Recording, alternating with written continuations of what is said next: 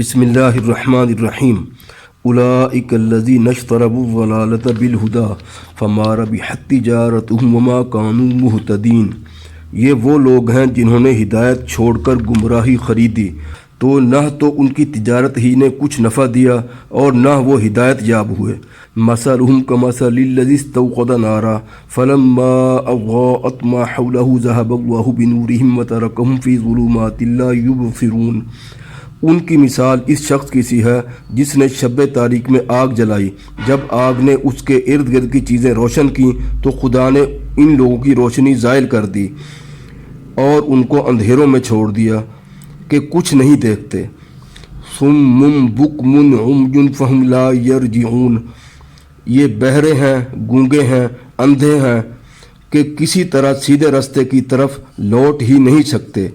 او كصيب من السماء فيه ظلمات ورعد وبرق يجعلون أصابعهم في آذانهم من الصواعق حذر الموت والله محيط بالكافرين۔ یا ان کی مثال میہ کی سی ہے کہ آسمان سے برس رہا ہو، اس میں اندھیرے پر اندھیرا چھا رہا ہو اور بادل گرج رہا ہو اور بجلی کوند رہی ہو، تو یہ کڑک سے ڈر کر موت کے خوف سے کانوں میں انگلیاں دے ڈالیں، اور خدا کافروں کو ہر طرف سے گھیرے ہوئے ہے۔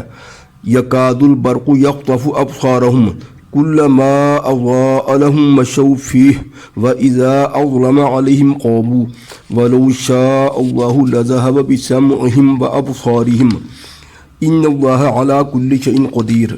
قریب ہے کہ بجلی کی چمک ان کی آنکھوں کی بصارت کو اچک لے جائے۔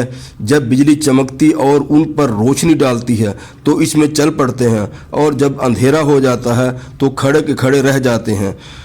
اور اگر خدا چاہتا تو ان کے کانوں کی شنوائی اور آنکھوں کی بینائی دونوں کو زائل کر دیتا۔